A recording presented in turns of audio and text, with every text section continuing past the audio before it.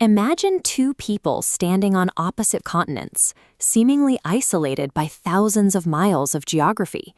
Then, at the exact same moment, one feels a sudden, unexpected shift in their emotional state, a flash of dread or a surge of joy, only to discover later the other person experienced a life-altering event at that precise second.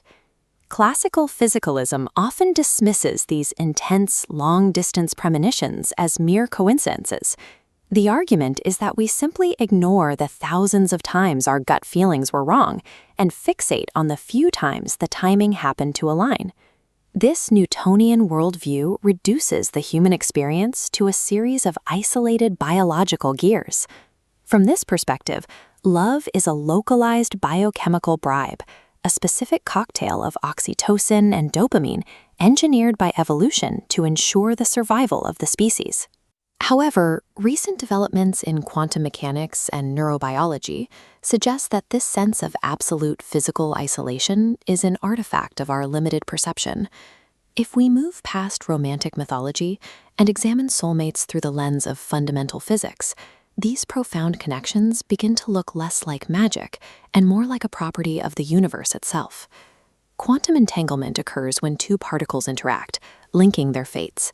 They cease to be independent entities, sharing a single wave function. This link is so absolute that altering one instantly determines the other, faster than light, ignoring standard rules of distance. Relational quantum mechanics takes this further by proposing that physical properties do not exist in isolation. An object only possesses characteristics based on how it influences and interacts with other systems. This implies that at the most foundational level, reality is not built from independent parts, but from a continuous web of dynamic relationships. But there is a massive gap between a subatomic particle in a lab and the complex biological environment of the human brain. How could these delicate quantum states survive in such a chaotic system? Mathematical physicist Sir Roger Penrose and anesthesiologist Stuart Hameroff bridged this gap with the Orch OR theory. They looked past the chemistry of the brain to find its underlying physics. They focused on microtubules, tiny structures inside our neurons that act as biological quantum computers. These structures process quantum-level vibrations, which are then synchronized across large regions of the brain by gap junctions, connecting our neural activity to the underlying geometry of spacetime. This suggests that consciousness isn't an isolated byproduct of biology, but an integrated process deeply embedded in the quantum fabric of the universe. This idea of a shared, mind-like background to the universe was the focus of an extraordinary collaboration between depth psychologist Carl Jung and one of the fathers of quantum mechanics. Jung worked with Wolfgang Pauli to develop dual-aspect monism. They proposed that mind and matter are not separate, but are two different expressions of a single deeper reality, a unified ground of being. Jung called the resulting phenomena synchronicity.